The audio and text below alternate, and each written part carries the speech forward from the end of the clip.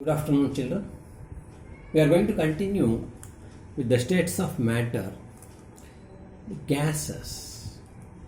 See, if you are going to take gas, it's no fixed shape because, see here, if I am going to take this bottle, if I am going to fill the air like this or atmospheric air, already it's there, I am going to close it. It's going to take this shape. So the same thing, see, this is bigger than this. If I am going to take this, I am going to pour. The gas is also fluid. If it is a colored gas, easily you can observe. See, if I am going to pour inside this gas and close it,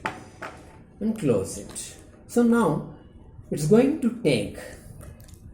to spread inside the bottle. How much volume is there, this bottle? It's going to take that much of volume. It's going to spread it. See, it's not like this. It's going to spread it.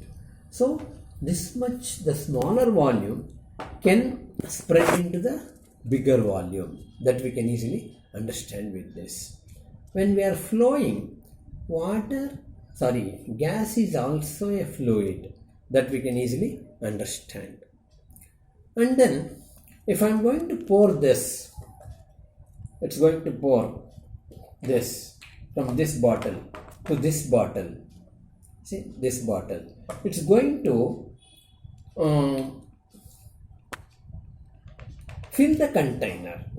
It's going to fill the container. The full of container it's going to occupy. So that's why we are going to call it as, it's going to fill the container, that we can easily make it. And then the gas, it's there. See, this bottle, 1 minute. I'm going to close this. If I'm going to press it, it's a compressible.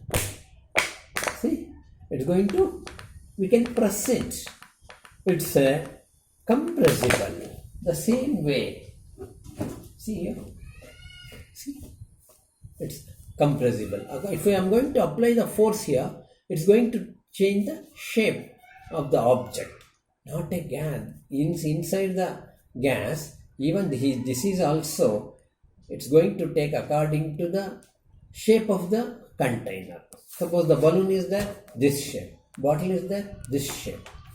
So like this, we can conclude with this, the gas no fixed shapes, though no fixed volume.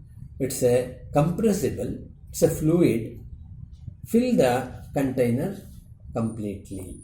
We can come to that conclusion. Thank you, children.